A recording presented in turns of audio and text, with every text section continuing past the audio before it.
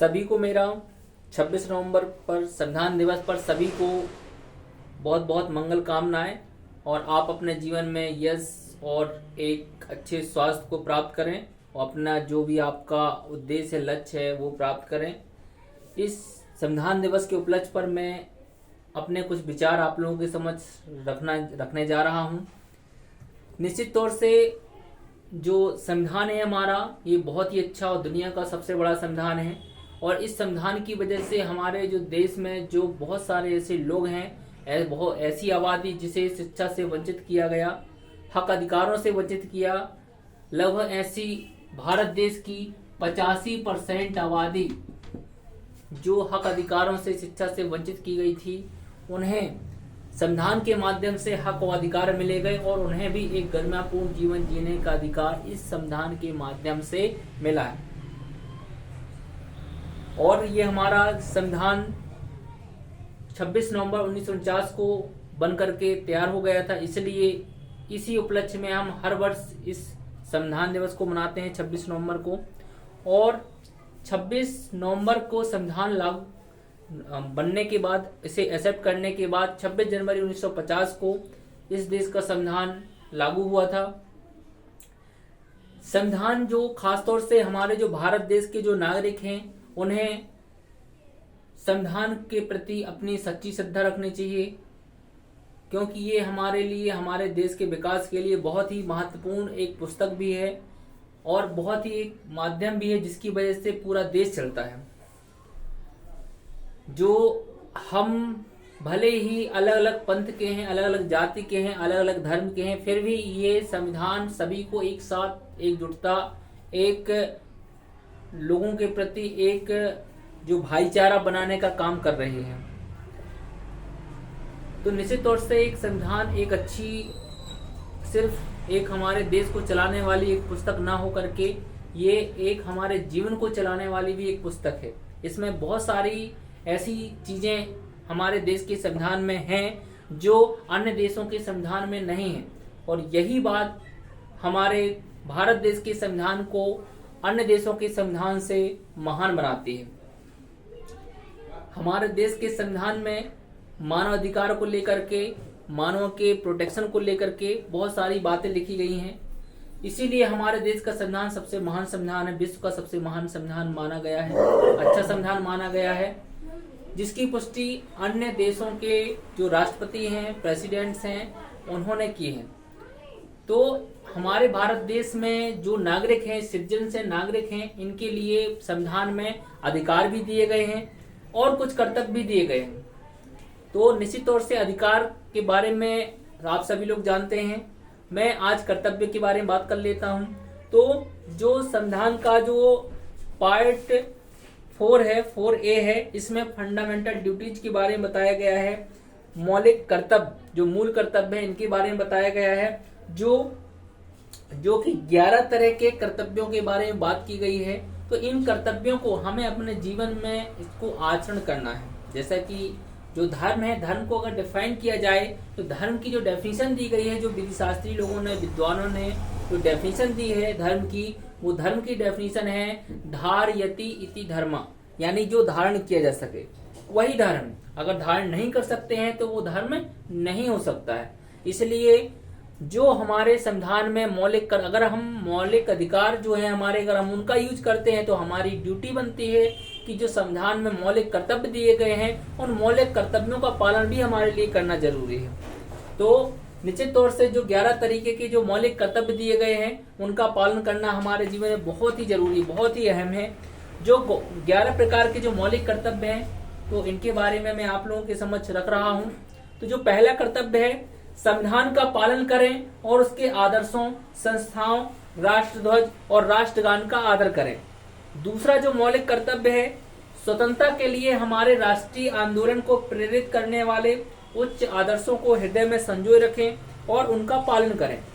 तीसरा मौलिक कर्तव्य है, भारत की प्रभुता, एकता और अखंडता की रक्षा करें और उसे अक्षुण्ण रखें। चौथा मौलिक कर्तव्य है, देश की रक्षा करें और आह्वान किए जाने पर राष्ट्र की सेवा करें। 5वां मौलिक कर्तव्य है भारत के सभी लोगों में समरसता और समान भ्रातृत्व की भावना का निर्माण करें, जो धर्म, भाषा और प्रदेश या वर्ग पर आधारित सभी भेदभाव से परे हो। ऐसी प्रथाओं का त्याग करें जो स्त्रियों के सम्मान के विरुद्ध हो। जो 6 नंबर का जो मौलिक कर्तव्य है, हमारी सामाजिक संस्कृति की गौरवशाली परंपरा का महत्व समझें और उसका परिरक्षण करें।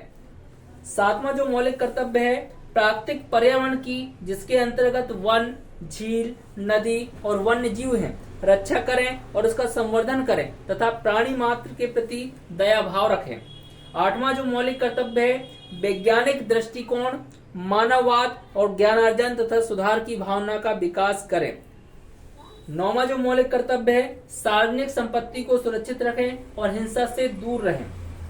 जो 10वां जो मौलिक कर्तव्य है व्यक्तिगत और सामूहिक गतिविधियों के सभी क्षेत्रों में उत्कर्ष की ओर बढ़ने का सतत प्रयास करें, जिससे राष्ट्र निरंतर बढ़ते हुए प्रयत्न और उपलब्धि की नई ऊंचाइयों को छू ले।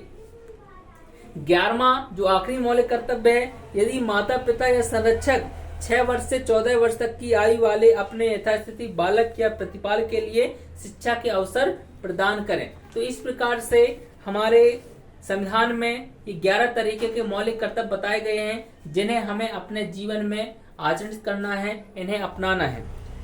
और साथ ही साथ ये जो अधिकार हैं, अधिकार निश्चित तौर से हमारे संविधान में जो फंडामेंटल जो राइट्स हैं, जो मौलिक अधिकार हैं, इनके बारे में जो 6 प्रकार के मौलिक अधिकार दिए गए हैं, तो निश्चित तौर से ये जो मौलिक अधिकार हैं जो नागरिकों के लिए दिए गए हैं, जो भारत के नागरिक हैं। तो नागरिकों के बारे में बात की जाए, अगर हमारे संविधान में अगर नागरिकों को अगर जो सभी के विकास के लिए, क्योंकि जब हमारा देश आजाद हुआ था तो कुछ लोग अच्छी स्थिति में थे और कुछ लोग पिछड़े हुए थे, तो इन सभी के विकास के लिए कि सभी लोगों को, क्योंकि सभी लोग देश में आजाद हुए हैं, इसलिए सभी को एक स्थिति में लाया जाए। इसलिए यहाँ पर देश के विकास के लिए जो हमारे संविधान निर्माता थे, जो बुद्धिजीवी लोग थे, महापुरुष लोग थे, उन्होंने सभी के हित के लिए कि सभी लोगों का विकास हो, क्योंकि देश आजाद हुआ तो देश में रहने वाले लोग भी आजाद हुए हैं। तो सभी को आजादी का अधिकार है, सभी को आजाद होना उनका मौलिक अधिकार है, वो भी अपनी गरिमापूर्ण जीवन जीने के हक रखते हैं। तो हमने देखा कि यहाँ पर कुछ ऐसे लोग थे जो समान लोग थे, जनरल लोग थे, यानी कि वो समान जीवन जी पा रहे थे, उनके पास कह सकते हैं एक रोजगार भी थे, एक अच्छे अवसर भी थे, एक सही स्थिति से सही तरीके से जीवन यापन कर रहे थे। तो ऐसे जो लोग थे उनको समान श्रेणी में रखा गया, जनरल श्रेणी में रखा गया।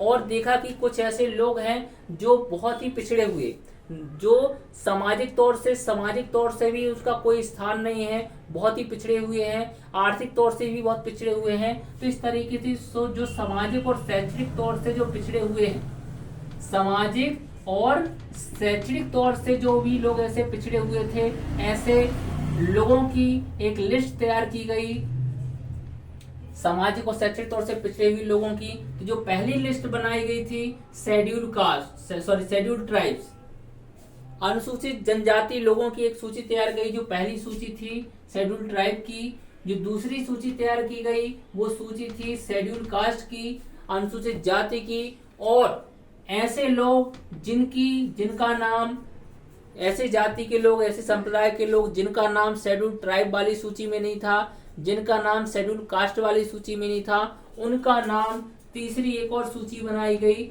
जो यानी कि जो शेष रह गए, जो अन्य जो बैकवर्ड क्लास के लोग थे, तो उनके अदर जो बैकवर्ड क्लास के लोग थे, उनके लिए जो तीसरी सूची बनाई गई, जिन्हें कॉन्स्टिट्यूशन में ओबीसी नाम दिया गया।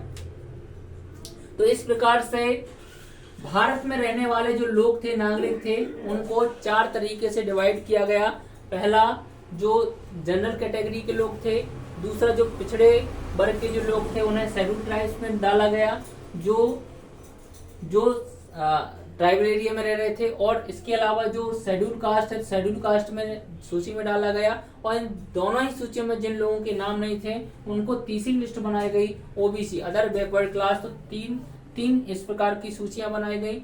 इन सूचियों के जो नाम थे, इनको उनके परिस्थिति के अनुसार जो सामाजिक और शैक्षणिक तौर से पिछड़े हुए थे, इनको सरकार के माध्यम से सहायता दी गई, जिससे कि ये लोग भी एक समान श्रेणी की स्थिति में इनको लाया जा सके। यानी कि जो एक समान है, समान श्रेणी की स्थिति में इनका जो लेवल अभी नीचे है, इनको भी सहायता दे करके इनको समान श्रेणी में लाया जा सके। इसलिए एक सिस्टम बनाया गया संविधान में, जिस सिस्टम का नाम था रिजर्वेशन सिस्टम, आरक्षण पद्धति। तो इनको भी इस समान श्रेणी में लाने के लिए एक सिस्टम तैयार किया गया, उस सिस्टम का नाम था रिजर्वेशन सिस्टम, आरक्षण प्रणाली या आरक्षण पद्धति। और इस आरक्षण के माध्यम से इन लोगों को भी एक सपोर्ट सिस्टम दिया गया है, जिससे कि ये लोग भी एक समान श्रेणी में इनको लाए जा सके। और निश्चित तौर से आजादी के इतने साल, 73-74वां साल हो रहा है, तो निश्चित तौर से ऐसे जो SC, ST, OBC के जो लोग हैं, आज हम देख पा रहे हैं कि ये लोग भी रिजर्वेशन सिस्टम की वजह से आज ये लोग भी शिक्षित हो चुके हैं, ये लोग भी अधिकारी कर्मचारी बनने लगे हैं, इनके भी घर परिवार की स्थिति थोड़ा बहुत अच्छी हो चुकी है, ठीक हो चुकी है। तो निश्चित तौर से कहीं ना कहीं इस आरक्षण प्रणाली की वजह से, रिजर्वेशन सिस्टम की वजह से इनका भी जीवन एक समान वर्ग के व्यक्ति के जैसा होने लग गया। तो निश्चित तौर से जो ये हमारे संविधान की ही देन है, जिसकी वजह से ये जो दबे कुचले, शोषित, पीड़ित, वंचित लोग थे, जो एक जानवरों से बदतर भी जिंदगी जी रहे थे, उनके लिए संविधान एक वरदान के तौर पे, एक कह सकते हैं वरदान के तौर पर आया, और इन लोगों के लिए संविधान लागू होने को इनकी भी स्थिति अच्छी हो गई। और इन्हीं सब बातों के साथ मैं सभी को फिर से इस संविधान दिवस पर सभी को फिर से विश कर रहा हूं कि इस संविधान दिवस पर आप सभी लोग, मंगल कामनाएं करता हूं, जिससे कि आप सभी लोगों का जीवन अच्छा रहे, और निश्चित तौर से हमारा संविधान, इसको और अच्छे तरीके से इम्प्लीमेंट किया जाए, जिससे हम दुनिया के सबसे शक्तिशाली और सबसे समृद्धशील और सबसे अच्छा देश बना सकें। इन्हीं सब बातों के साथ मैं अपनी बात को यहीं समाप्त करता हूं। धन्यवाद, बहुत बहुत धन्यवाद।